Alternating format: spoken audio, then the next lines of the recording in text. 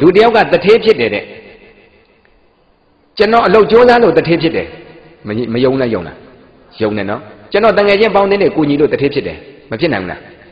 ကျွန်တော်ဓမြတိုက်လို့တထေးဖြစ်တယ်မရဘူးလားရတာပဲနော်ကျွန်တော်ဘာမှမလုပ်ဘူးဗျငုတ်တုံနေနဲ့တထေးဖြစ်တယ်ယုံမလားအဲ့ဒီလိုပဲကောင်းကင်ဘုရားဘုရားဘာလုပ်တယ်လဲဘာကျင့်တယ်လဲဘာမှလည်းမလုပ်ဘူးဘာမှလည်းမကျင့်ဘူးဒါမြင်ဘုရားဖြစ်နိုင်တာမဖြစ်နိုင်ဘူး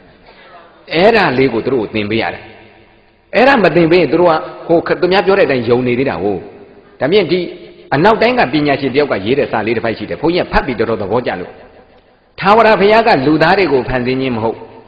လူတွေကထာဝရဘုရားကိုဖန်ဆင်းခြင်းဖြစ်သည်တဲ့သူရေးတာအခုတို့သင်ပေးတာကထာဝရဘုရားကလူတွေကိုဖန်ဆင်းတာဒီပညာရှင်ရေးထားတာကဘာလဲလူကထာဝရဘုရားကိုဘာလုပ်တာလဲဖန်ဆင်းတာဘာဖြစ်လို့ဖန်ဆင်းလိုက်တာလဲလူတိုင်းဟာမကောင်းမှုနဲ့မကင်းဘူးမကောင်းမှုနဲ့မကင်းတော့မကောင်းတာလုပ်ရင်ဗုဒ္ဓတရားကဘာလဲမကောင်းကျိုးဗုဒ္ဓကလွန်ခဲ့တဲ့နှစ်ပေါင်း2500 ကျော်ပွင့်ခဲ့တာနော်2600ကျော်ကပွင့်ခဲ့တယ်မကောင်းတာလုပ်ရင်မကောင်းကျိုးလို့ပြောခဲ့တယ်အဲ့လိုပြောခဲ့တော့လူကမကောင်းတာလည်းမရှောင်နိုင်ဘူးလုပ်ချင်တယ်မကောင်းကျိုးကြတော့လည်းမခံချင်ဘူးမခံကျင်တဲ့အခါကျတော့ဘာဖြစ်လဲထွက်ပေါက်တစ်ခုရှာတယ်ပေါ့သက်တာရသက်တာကြောင့်ရှာလိုက်တော့ဘာတွေ့လဲကောင်းကင်ဘုံမှာထာဝရဘုရားရှိတယ်